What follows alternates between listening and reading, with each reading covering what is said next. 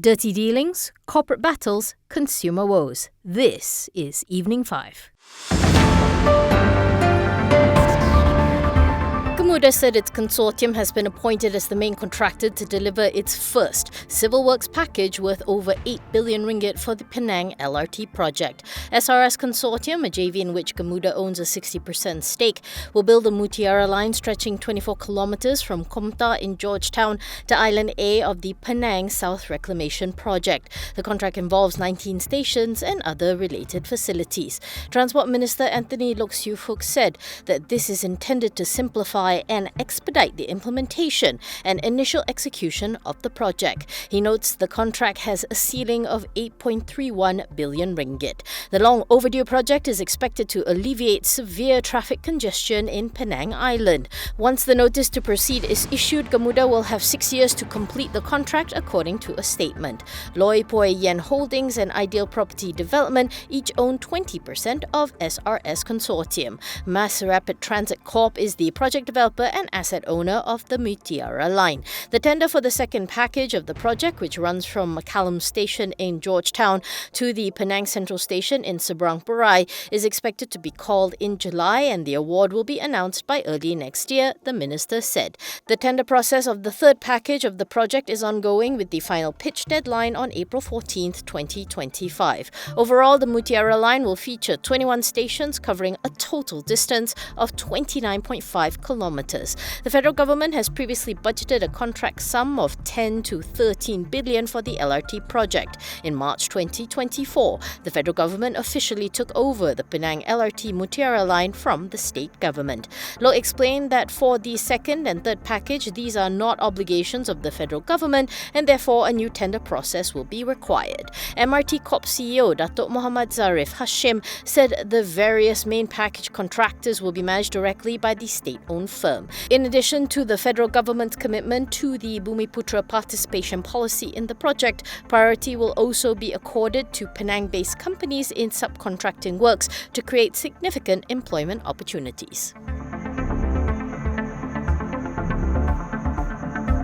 YTL Power International, which is in the midst of setting up its own AI data centers using the latest chips by US chip giant NVIDIA Corp, does not expect to be impacted by the proposed US rules on advanced chip exports into countries like Malaysia. Speaking to The Edge, YTL Power Managing Director Datuk Sri Yeo Seok Hong reiterated that the group is the first non-US company selected to partner NVIDIA to deploy and manage a supercomputer driven by the GB200 Blackwell GPUs in the region.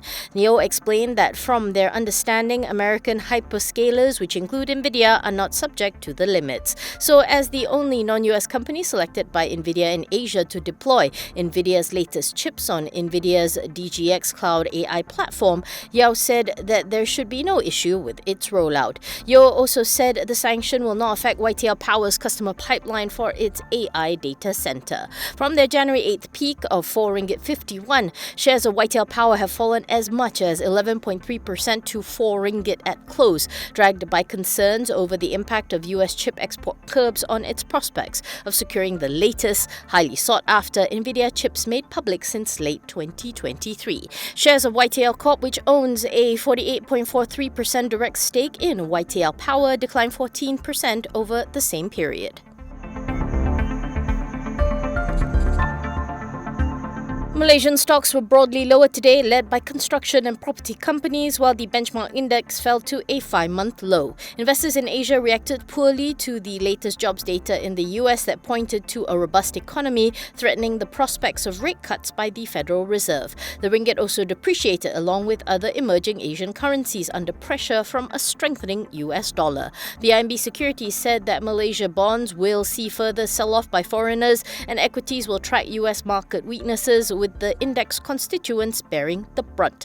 The FBM KLCI closed 1.05% lower to 1,585.59 on Monday, its lowest since August 6, 2024. The ringgit, meanwhile, slipped 0.23% against the US dollar at 5 p.m. Monday. YTL Power International, the biggest mover on the KLCI, closed 5.88% lower amid continuing concerns over US restrictions on advanced chip exports affecting its data center projects. According to Chu Swee Kee, CIO of TA Investment Management, a strict US sanctions on exports of chips will have long-term implications for Malaysia, and the market will need to adjust to the additional risks. The Islamic Digital Bank Consortium, led by KAF Investment Bank, has received approval from Bank Negara and the Ministry of Finance to commence operations effective from December 20th, 2024. The consortium, comprising KAF IB, Karsam, Money Match, Jernexu and StoreHub, said digital bank KAF Digital had received the approval following a comprehensive and successful operational readiness review recently validated by the central bank. The consortium was one of 5 successful applicants that BNM announced in April 2022 that had secured digital bank licenses approved by the MOF, and one of 2 applicants to be licensed under the Islamic Financial Services Act 2013. KAF IB said that the digital bank will soon move forward into an alpha testing phase with a small select user group prior to progressing into a beta phase with a wider user group. It added that KAF Digital Bank seeks to deliver a robust and resilient banking infrastructure that underpins Malaysia's trust and expectations. Together with its consortium partners, it said KAF Digital Bank aims to serve the people while continuously striving to deliver innovative Sharia-compliant banking products and services. KAF Digital Bank and another digital bank under a consortium of C and YTL Power International's wholly owned YTL Digital Capital are the remaining 2 of the 5 digital banking licensees which have yet to launch their platforms. With the regulatory approval, KAF IB's digital bank moves closer to its expected launch, while the C YTL Power Digital Bank is expected to launch this year.